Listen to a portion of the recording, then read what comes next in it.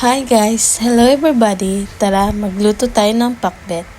Magluluto tayo ng gulay. Tuturuan natin yung anak ko na picky eater para kumain ng gulay. Okay, let's start. Painit tayo ng mantika and then magisa tayo ng bawang. Haluin lang na mabuti hanggang sa mag-brown. Pag mag-brown na siya, ilagay na natin ng sibuyas. Haluin lang tapos antayin maluto and then ilagay na natin yung baboy na sa pangsahog natin. Haluin lang na mabuti hanggang sa kumapit na yung aroma ng mga aromatics ingredients natin. Takpan muna natin hanggang sa maluto yung baboy. Pagluto na yung baboy, lagyan natin ng paminta tsaka toyo. Depende sa panlasa nyo kung gaano karami yung toyo na ilalagay nyo.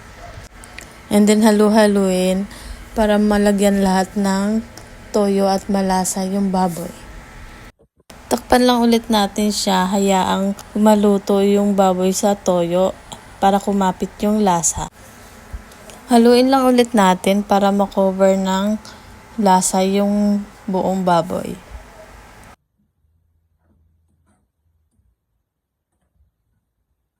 Pag medyo okay na yung baboy, lagyan na natin yung gulay. And then haluin natin para magpantay yung lasa.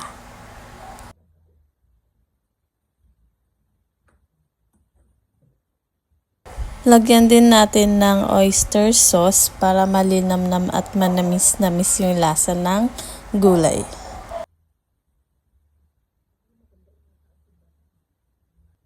Lagyan din natin ng asukal, pampabalance sa tamis at alat. And then halu-haluin lang na maigi para ma-spread yung mga condiments. And then lagyan din natin ng water, half cup of water yan. After that, takpan na natin. And then, antayin natin yung maluto. And charan! Sarap ng pakbet! Check natin kung kakain ba talaga yung anak ko ng gulay. So, nakikita nyo, kinakain lang niya is yung sabaw, tsaka yung baboy. Ayaw niya kumain ng gulay. Next time na lang ulit.